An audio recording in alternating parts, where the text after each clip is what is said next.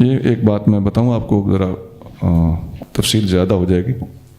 روح کا جسم کے ساتھ تعلق 5 قسم کا ہوتا ہے۔ کتنی قسم کا؟ 5 قسم۔ ایک تعلق ہے ماں کے پیٹ میں، دوسرا ہے پیدا ہونے کے بعد دنیا میں، یہ جس طرح آپ اور ہم اس وقت بیٹھے ہیں، ہماری روح کا اس وقت ہمارے ساتھ جسم کے ساتھ ایک تعلق ہے۔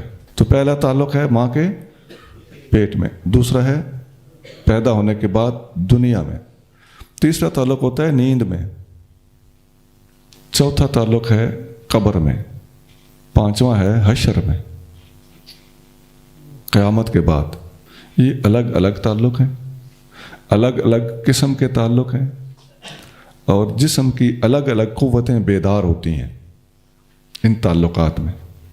بچہ ماں کے پیٹ میں ہے، روح کا تعلق جسم کے ساتھ ہے، لیکن ایک لمیٹڈ قسم کی سوجھ بوجھ ہے، بس وہ اس کو کچھ پتہ نہیں ہے۔ پیدا ہو چکا ہے، اب وہ مکلف حد تک روح کا تعلق جسم کے ساتھ قائم ہے، ایک اسٹرانگر تعلق ہے۔ بندہ سو جاتا ہے، روح اس وقت بھی نکل جاتی ہے، صاف آیت ہے قرآن کی، اللہ یتوفی الانفس حین موتہا واللتی لم تمت فی منامہا فیمسک التی قضی علیہا الموت ویرسل الاخری۔ صاف الفاظ ہیں کہ اللہ تعالیٰ نیند کے وقت بھی روح کو کھینچ لیتا ہے، اور موت کے وقت بھی روح کو کھینچ لیتا ہے، اور موت والی کو روک لیا جاتا ہے، نیند والی کو واپس کر دیا جاتا ہے۔ اب یہ بھی ایک تعلق ہے، روح جسم میں نہیں ہے، کہیں وہ خواب شاب دیکھ رہی ہے، لیکن ادھر انسان زندہ ہے، سانس آ رہی ہے۔ چوتھا تعلق قبر میں ہے۔ تو اب دیکھیں ذرا، قبر میں بھی بندہ، جسم قبر میں ہے، روح یا سجین میں ہے یا علیجین میں ہے، لیکن ایک تعلق جسم کے ساتھ روح کا ایسا ہے جس تعلق کے نتیجے میں جسم کو راحت بھی مل رہی ہے، یا اگر گناہ گار ہے تو اس کو عذاب بھی مل رہا ہے۔ اب ایک اور بات آپ کو ذرا توجہ کریں تو پیش کروں۔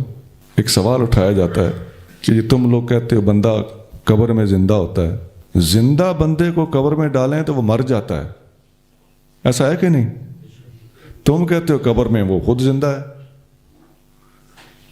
تو ہماری اس بات کو بے تکی بات کہا جاتا ہے۔ سوال سمجھ میں آ گیا؟ اب اس کا جواب سنیے۔ بچہ ماں کے پیٹ میں زندہ ہوتا ہے کہ نہیں؟